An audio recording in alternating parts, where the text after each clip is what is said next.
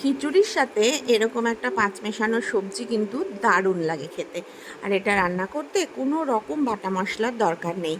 কড়াইতে তেল গরম করে ঘরে থাকা নানা রকম সবজি যেমন মিষ্টি কুমড়ো, বেগুন, পুঁই ডাঁটা, আলু, পটল, সমস্ত সবজি কেটে নিতে হবে। এবার পাঁচ ফোড়ন, তেজপাতা, শুকনো লঙ্কা সম্বারার ভালো গন্ধ বেরোলেই কেটে রাখা সব সবজি দিয়ে দিতে হবে।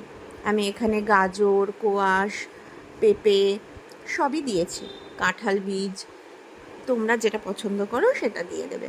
এবার নুন হলুদ দিয়ে ভালো করে আঁচ কমিয়ে ঢেকে ঢেকে সবজির জলেই কিন্তু এই সবজিটা সেদ্ধ হবে।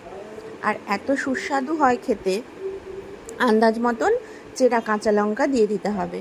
ভালো করে নেড়ে চেড়ে ডাঁটাগুলো নরম হয়ে আসলেই সবজিগুলো একটু ঢেকে ঢেকে রান্না করতে হবে। তারপরেই কিন্তু নামানোর আগে একটু মিষ্টি আর একটু ঘি দিয়ে দিলেই তৈরি পাঁচ মেশানোর সবজি।